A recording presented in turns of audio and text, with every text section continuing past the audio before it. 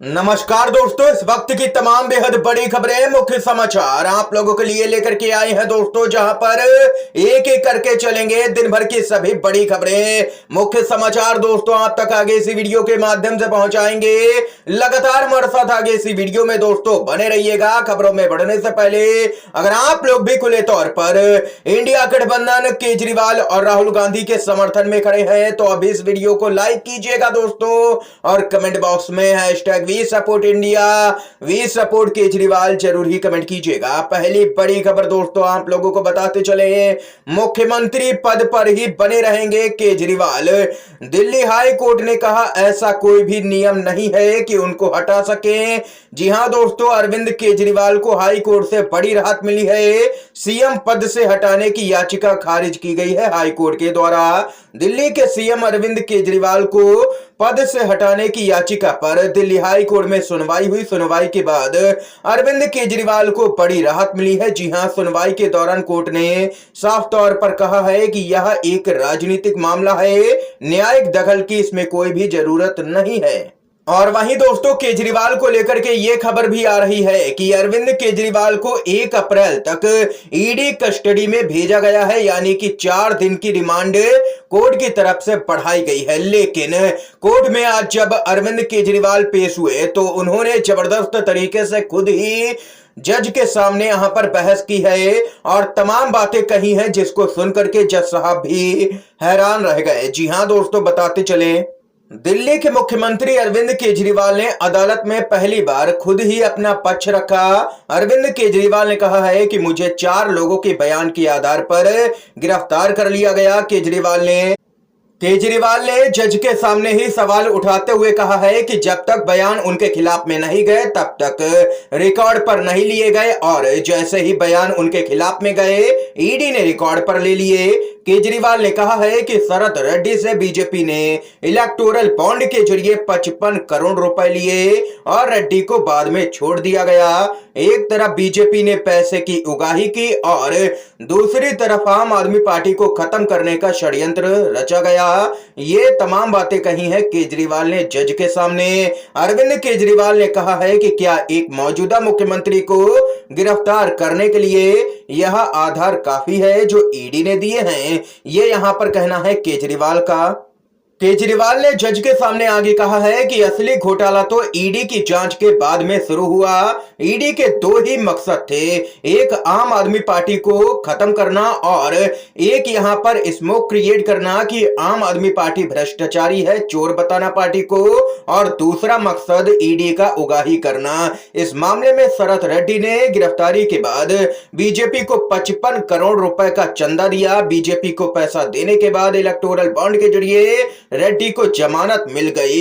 ये यहां पर तमाम बातें जज के सामने आज यहां पर कह दी हैं अरविंद केजरीवाल ने, जिसके बाद यहां पर ईडी के अंदर भी हड़कंप मचा हुआ है।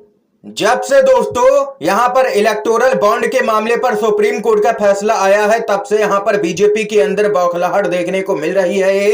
इसी क्रम में खबर आ रही है, आप लोगों को बताते चले, आज के समय में जब सुप्रीम कोर्ट से लोगों की उम्मीदें दिन पर दिन और भी बढ़ गई हैं, एकमात्र उम्मीद न्यायपालिका से ही बची हुई है। तब यहां पर 600 से अधिक वकीलों, जिनमें की बार काउंसिल ऑफ इंडिया के chairman Manan Mishra, supreme court bar association के प्रेसिडेंट आदित्य अग्रवाल, हरीश साल्वे आदि शामिल हैं। इन्होंने सीजीआई डीवाई चंद्रचूड़ को पत्र लिखकर के कुछ मामलों में कोर्ट के फैसले, खास करके राजनेताओं से जुड़े मामलों को लेकर के सुप्रीम कोर्ट और जजों के खिलाफ टीका टिप्पणी पर चिंता जताई है। ये सभी वकील बीजेपी समर्थक बताए जा रहे हैं। बताते चलें कि चिट्ठी लिखने वालों में सुप्रीम कोर्ट बार एसोसिएशन के प्रेसिडेंट आदित्य अग्रवाल भी हैं, जो इलेक्टोरल बॉन्ड मामले में सुप्रीम कोर्ट के फैसले से इतना आहत हुए थे कि राष्ट्रपति को चिट्ठी लिख करके प्रेसिडेंशियल रेफरेंस की मांग कर दी थी। सीजीआई ने तब भरी कोर्ट में कहा था कि मुझे मुंह खोलने के लिए बाध्य मत करो। ऐसा लगता है कि बीजेपी समर्थक जो वकील हैं, इनको यहां पर सुप्रीम कोर्ट जो बीजेपी सरकार को तगड़े झटके दे रहा है वो बर्दाश्त नहीं हो रहा है। ये यहां पर दोस्तों पूरी खबर सामने निकल के आई है। इसके साथ ही एक और बड़ी अपडेट की तरफ बढ़ते हैं। चुनावी रणनीतिकार प्रशांत किशोर का बड़ा बयान। प्रशांत किशोर बोले, इस बात का बहुत ही प्रचार किया जाता है कि बीजेपी को हराया नहीं जा सकता है, लेकिन वास्तविकता यह है कि उन्होंने कभी भी कांग्रेस की उस लोकप्रियता को नहीं छुआ है जो दशकों पहले थी। कांग्रेस की लोकप्रियता शिखर पर भी भारत में भाजपा के पास केवल 40% विधायक हैं, इसलिए सही पिचिंग और रणनीति से भाजपा को हराया जा सकता है। ये कहना कि भाजपा को हराया नहीं जा सकता है, मोदी मैजिक है, ये सब कुछ बकवास है। बीजेपी को हराया जा सकता है चुनाव में, ये दो टूक कहना है चुनावी रणनीतिकार प्रशांत किशोर का। लोकसभा के चुनाव के बीच में मनरेगा श्रमिकों के लिए मोदी सरकार ने ऐसा फैसला लिया है कि हो रही है जमकर के किरकिरी। जी हां दोस्तों, राहुल गांधी ने तो तंज भी कसा है। राहुल गांधी ने ट्वीट किया और तंज कसते हुए कहा कि मनरेगा श्रमिकों को बधाई, प्रधानमंत्री ने आपका मेहनताना 7 रुपए तक बढ़ा दिया है।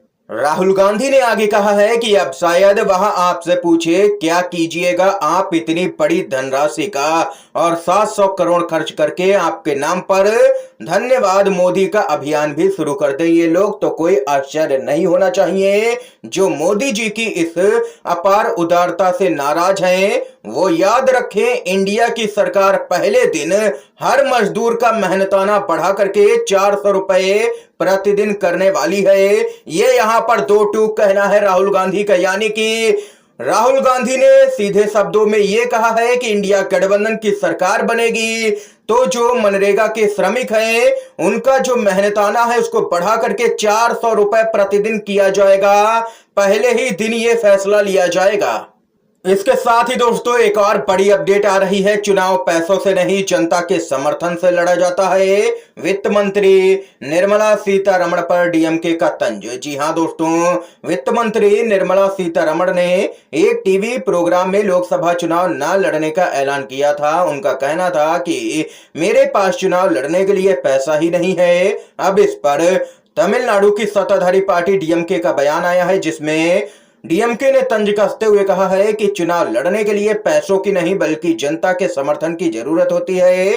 डीएमके के प्रवक्ता एस अन्नादुरई ने कहा है कि ऐसा लगता है कि बेवजह के बहाने बनाकर के वित्त मंत्री चुनाव लड़ने से भाग रही हैं। चुनाव लड़ने के लिए आपको पैसों की जरूरत नहीं होती है बल्कि जनता के समर्थन की जरूरत होती है, जो कि बीजेपी के पास में नहीं है, जो कि उनके पास में नहीं है। ये डीएमके का कहना है। इस समय की दोस्तों आज की तमाम बेहद बड़ी खबरें, मुख्य समाचार थे दोस्तों जो हमने आप लोगों तक पहुंचाए। अगर आप लोगों को ये वीडियो दोस्तों पसंद आया हो तो अभी इस वीडियो को लाइक कीजिएगा, ज्यादा से ज्यादा इन खबरों को, मुख्य समाचारों को शेयर कीजिएगा अपने सभी दोस्तों में, और चैनल पर न है तो दोस्तों चैनल को जरूर ही सब्सक्राइब कीजिएगा।